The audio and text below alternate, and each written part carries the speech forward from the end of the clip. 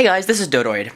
So, this is a SJCAM SJ4000 Wi-Fi knockoff GoPro action camera, pretty much. And if you've seen any of my videos where I go outside, it's almost certainly been shot on this. See, my main camera for my channel is a Canon EOS 60D, but if I ever need something smaller that fits in my pocket, for example during my e-waste or garage sale videos, I'll bring this SJCAM.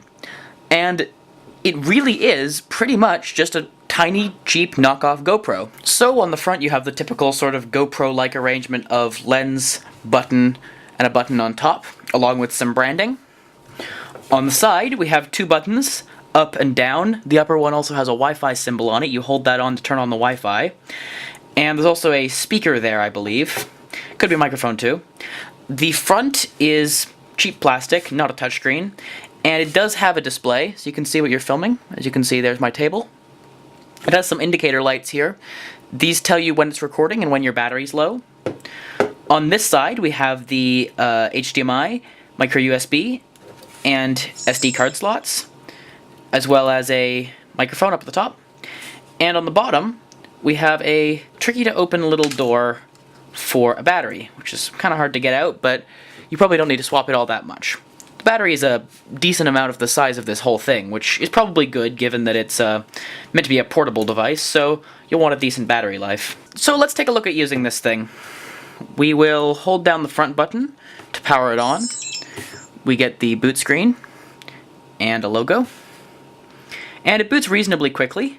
We'll get the preview. There's a little bit of lag on the camera, but nothing too bad. As you can see at the top here, it's currently filming in 1080p 30 FPS. The menu is operated through the button on the back, which pretty much cycles you through the different modes. So there's camera.